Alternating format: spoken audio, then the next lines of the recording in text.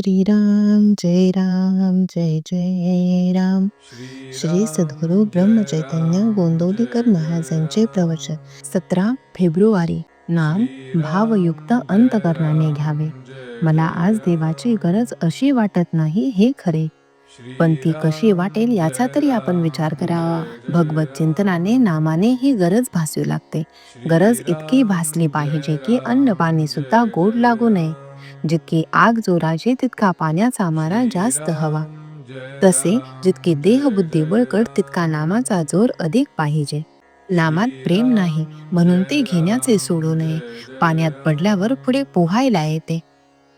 काशीला गेले नाही तरी काशीस जायचे असे तरी म्हणावे.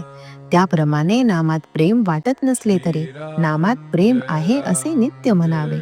नामाशिवाय दुसरे सत्य नाही, दुसरे साधन नाही. असा दृढ विश्वास झाला म्हणजे नाम घेतल्याशिवाय राहवत नाही आणि ते घेतल्याने त्याच्या सहवासाने त्याचे प्रेम येते.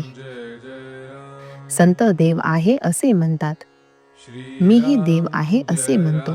फरक इतकाच की माझे म्हणणे अनुमानाचे असते, त्यांचे प्रत्यक्ष अनुभवाचे असते. संत देहातीत असतात. त्यांच्याजवळ गेल्याने देहाभिमान कमी होतो. प्रत्यक्ष गेले नाही तरी चालेल. भाव ठेवून कार्य जितके लवकर होते तितके देहाच्या सहवासाने होत नाही. तीर्थास तीर्थपण, देवास देवपण आणि गुरुस गुरुपण आपण आपल्या भावनेने देतो. तीर्थास जाऊन जर आपण याने निष्पाप हो अशी भावना असली तरच मला तीर्थाचे स्नान होईल, नाहीतर मला ते नुसते पाणीच आहे. थोडक्यात म्हणजे सर्व काही भावनेत आहे. नाम हे भाव उत्पन्न करते. भावयुक्त अंतकरणाने आपण नाम घेतले म्हणजे आपले काम शीघ्र होते. साधूंची अगर संतांची लक्षणे आपल्या अंगात ती बांधून घेण्याकरिता सांगितली आहेत, परंतु त्या लक्षणांवरून साधू ओळखता येणार नाही. साधू होऊनच त्याला ओळखले पाहिजे. प्रापंचिकाला त्याला ओळखायचे असेल तर त्याने आपल्यावर त्याच्या संगतीचा काय परिणाम झाला हे पाहावे, म्हणजे आपल्यावरूनच त्याला ओळखायचे.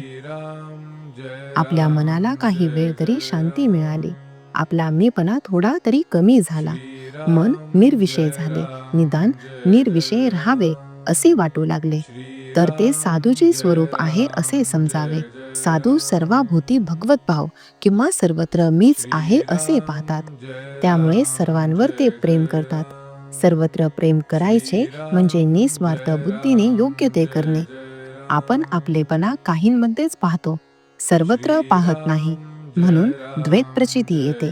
साधूंचा मीपणा गेल्याने जगात त्यांना सर्वत्र अभेद प्रचिती येते. ते सर्वत्र भगवत भाव पाहतात आणि त्यांचे प्रेम अगदी निर्भीड असते. सर्वांशी अत्यंत प्रेमाने, निष्कपट प्रेमाने वागावे. आपल्या बोलण्यामध्ये नव्हे, पाहण्यामध्ये सुद्धा प्रेम असावे. श्रीराम जय राम जय जय राम. श्रीराम जय राम जय जय राम. श्रीराम जय राम जय जय राम.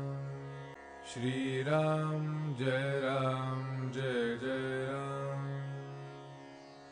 श्रीराम जय राम जय जय राम. श्रीराम जय राम जय जय राम. श्रीराम जय राम जय जय राम.